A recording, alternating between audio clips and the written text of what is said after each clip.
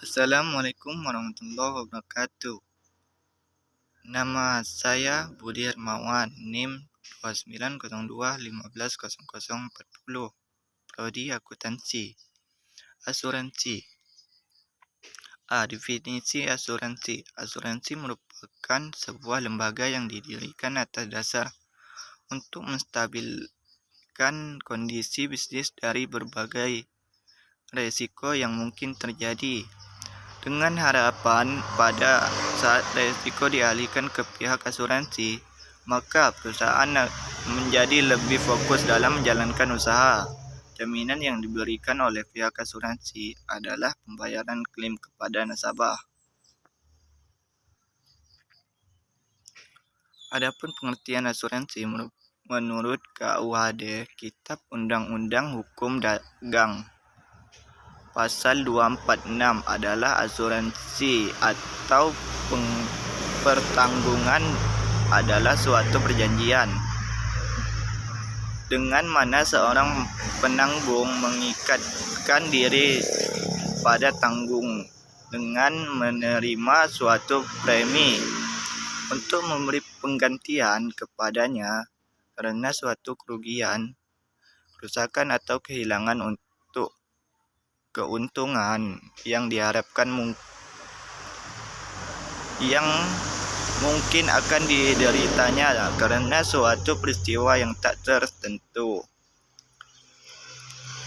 Dari ketentuan pasal 246 KUHD tersebut dapat diketahui bahwa tujuan dari asuransi adalah untuk mencegah atau mengurangi risiko kerugian yang mungkin timbul karena hilang, rusak, atau musnahnya barang-barang yang dipertanggungkan dari suatu kejadian yang tidak pasti.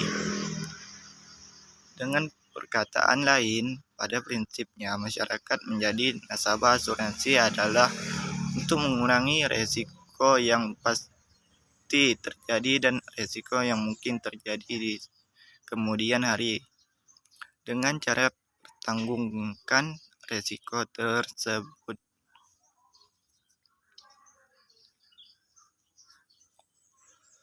Berdasarkan definisi tersebut, maka dalam asuransi terkandung 4 unsur, yaitu 1.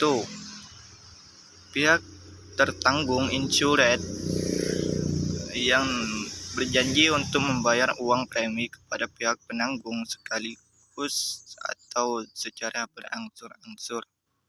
2. Penanggung insurer yang berjanji akan membayar sejumlah uang (santunan) kepada pihak tertanggung sekaligus atau secara berangsur-angsur apabila terjadi suatu yang mengandung unsur tak tertentu.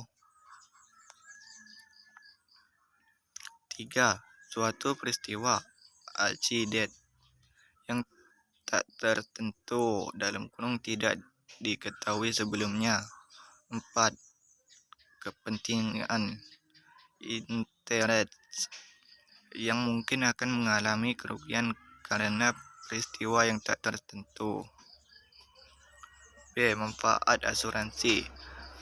Ada beberapa manfaat yang bisa diterima pada saat seseorang atau institusi masuk asuransi. Salah satunya yaitu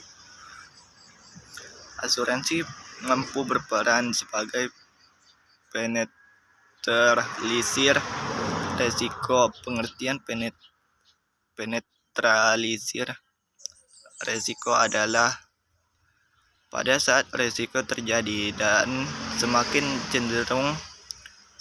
besar, maka pihak asuransi dengan berbagai formatnya berusaha kuat agar resiko yang dialami oleh suatu perusahaan tidak semakin tinggi, namun bahkan bisa diperkecil hingga bisa dihilangkan.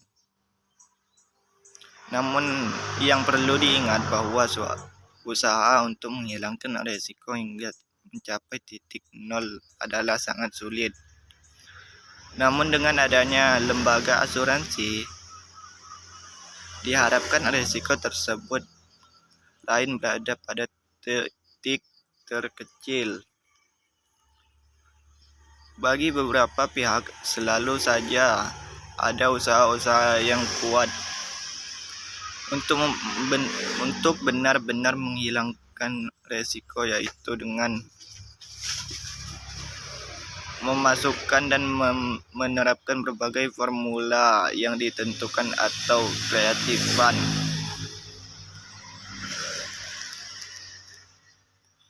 C. Transfer resiko. Secara umum ada dua bentuk transfer resiko yang dilakukan oleh perusahaan atau individu, yaitu: 1. Mentransfer resiko perusahaan asuransi. Dalam konteks ini, perusahaan mendaftarkan dirinya ke perusahaan asuransi. Pendaftaran ke perusahaan asuransi ini dapat dilakukan berbagai bentuk, seperti asuransi pada benda-benda yang dimiliki oleh perusahaan, contohnya kendaraan, mesin, bangunan, komputer, dan lain-lain. Asuransi jiwa dan kesehatan mencangkup asuransi yang dilakukan pada saat karyawan yang bekerja di perusahaan tersebut, sehingga pada saat karyawan mengalami kecelakaan kerja atau sakit, maka karyawan tersebut akan mendapatkan tanggungan biaya, contoh biaya berobat gratis.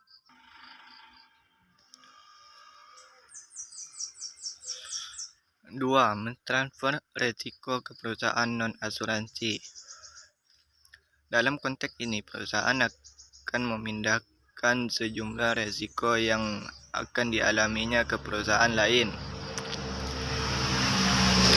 Ini dapat dilakukan seperti: perusahaan akan mentransfer sejumlah pekerjanya ke pihak lain, karena jika dikerjakan sendiri diperkirakan tidak akan bisa maksimal atau terselesaikan tepat waktu. Perusahaan memindahkan sejumlah asetnya dari bentuk uang ke bentuk benda, seperti tanah atau gudang, dengan prediksi memiliki nilai profitable ke depan. Menitipkan sejumlah barang-barang berharga perusahaan ke tempat yang dianggap aman, seperti pada safety box di perbankan. Mendiversifikasikan aset. Diversifikasi aset adalah meletakkan atau memiliki aset pada tempat-tempat yang berbeda. Contohnya, perusahaan dengan kepemilikan finansialnya tidak hanya memfokuskan pembelikan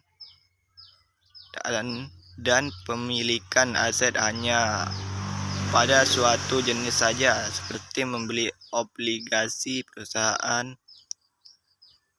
di mana pada saat terjadi krisis ekonomi akan menyebabkan kebanyakan perusahaan yang hancur atau terguncang, dan ini berakibat pada jatuhnya harga obligasi di pasar, serta perusahaan-perusahaan menjual obligasi mengalami masalah dalam membayar bunga obligasi, sehingga keuntungan yang diharapkan dari bunga obligasi tidak terpenuhi. 2. D. Risiko sektor bisnis asuransi. Pada saat seseorang masuk ke sektor asuransi atau mendirikan perusahaan asuransi, maka akan ada menghadapi beberapa bentuk risiko yang bisa terjadi, yaitu permasalahan pada saat klaim asuransi dan bagi pihak perusahaan asuransi harus menyediakan dana sesuai dengan yang disepakati oleh kedua belah pihak perjanjian, seperti kebakaran, kematian, kecelakaan, dan sebagainya.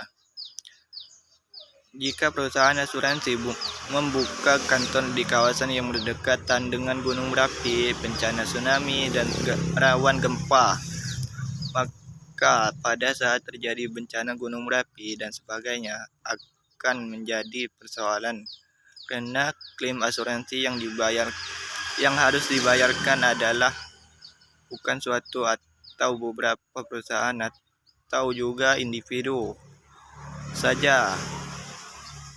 6 Juk bersifat keseluruhan.